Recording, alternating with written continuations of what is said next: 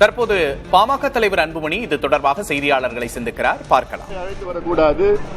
இந்த கூட்டத்தில் இருக்கைகள் கிடையாது, சேர் கிடையாது.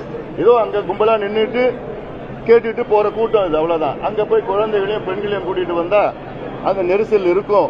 இதெல்லாம் தவிர்த்து இருக்க வேண்டும். இது போன்ற வரும் காலத்திலே திட்டமிட வேண்டும். காவல்துறையும் பெரிய இடத்துல அனுமதி கொடுக்கணும். ஒரு நெருக்கடியான சூழலில் உருவாக்கக்கூடாது. இன்னொன்னு ஒரு வதந்தியா இருக்கணும்னு நான் நினைக்கிறேன். அதாவது மின்தடை ஏற்பட்டது என்று சொன்னார்கள்.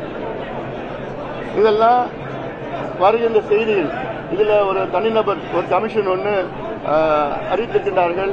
அந்த தனிநபர் கமிஷன் அவர்கள் உடனடியாக விசாரணை நடத்தி இதற்கு பிறகு சம்பவங்கள் இது போன்ற சம்பவங்கள் நடைபெறக்கூடாது.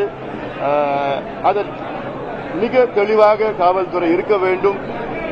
அதற்கு காவல்துறை இன்டெலிஜென்ஸ் இது நிச்சயமாக அவர்கள் இதுக்கு பொறுப்பேற்க வேண்டும், அதிகமாக பொறுப்பேற்க வேண்டும்.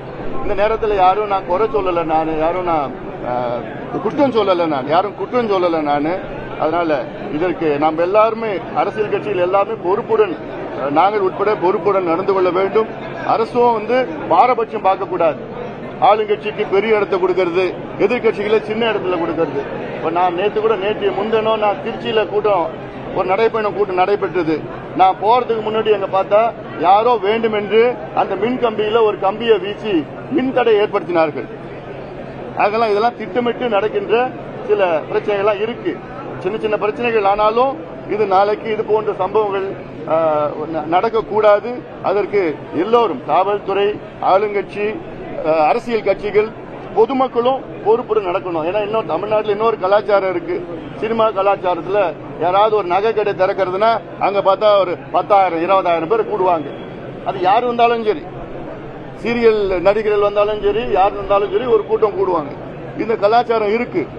அதனால இதெல்லாம் கொஞ்சம் சிந்திக்க வேண்டும். இன்னும் எவ்வளோ வேலைகள் இருக்கு. இதெல்லாம் உள்ள வேதனையா இருக்கு. அவங்க எல்லாம் பாக்குறப்போ படுத்துட்டு இருக்காங்க, அடிபட்டு இருக்காங்க.